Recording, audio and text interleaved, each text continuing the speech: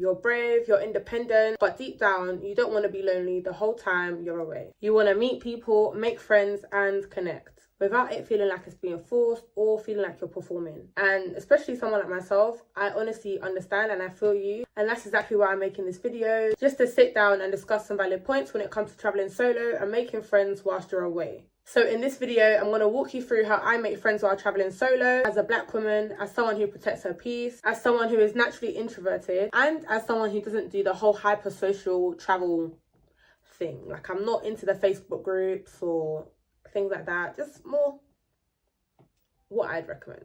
Let's get into it.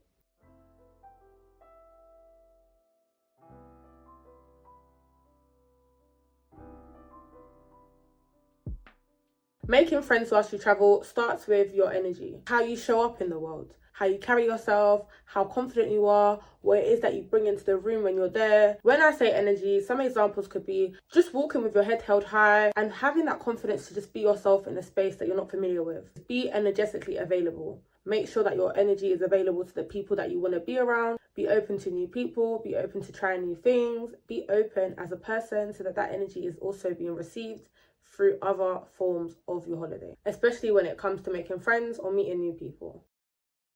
So usually when I'm away, if I'm honest, I meet people anywhere. I can meet people when I'm walking down the road, where else? At parties. A lot of the time I like to go out. So for example, on my first trip to Mallorca, I had met a few girls actually at the beach at a restaurant.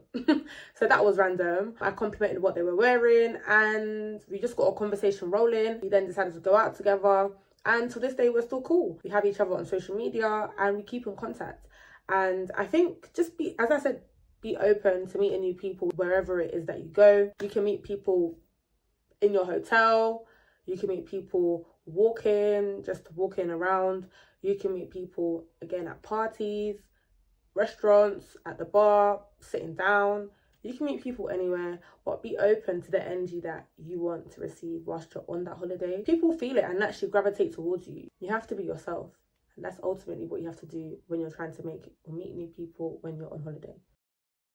A compliment goes a long way. For example, I like your hair, I like your outfit. If you were at a restaurant and you saw what someone has and you like what's on their plate, you can ask them what they're eating, and then they can then recommend for you to get the same thing. They may offer for you to sit with them. You never know where one simple conversation can get to or lead to. So as I mentioned earlier, just be open to the energy that you want to receive whilst you're on this holiday, and you'll naturally meet who it is that you're supposed to meet whilst you're there. This part is important.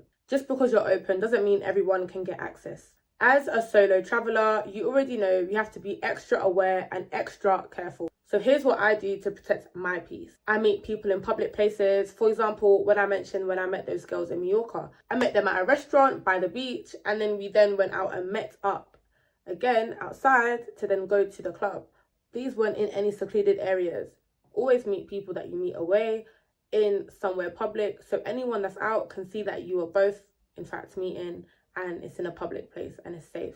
I never give my number out straight away. I will give my Instagram or maybe my Snapchat or something on social media, so one of my social media handles, but never give your number out. If the vibe feels off, I trust it immediately. No second guessing, none of that. Do not second guess yourself.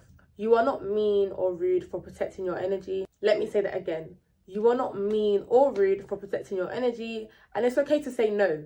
No is a complete answer. Remember that. Solo travel isn't about doing life completely alone. It's about doing it on your own terms. And that includes connection, friendship, and sisterhood. Energy that feels nourishing, not performative, not draining, just real. So if you've been scared to travel solo, if you're worried about being lonely or not meeting anyone, just know that your people are out there. And when you show up as your full self, you attract them naturally. If this spoke to you, drop a heart in the comments below. If you've made a friend while traveling solo or want to tell me your story, just like I shared mine, let me know in the comments below. And don't forget to grab your free solo travel checklist. Make sure you like, comment, and subscribe, and I'll see you in my next video.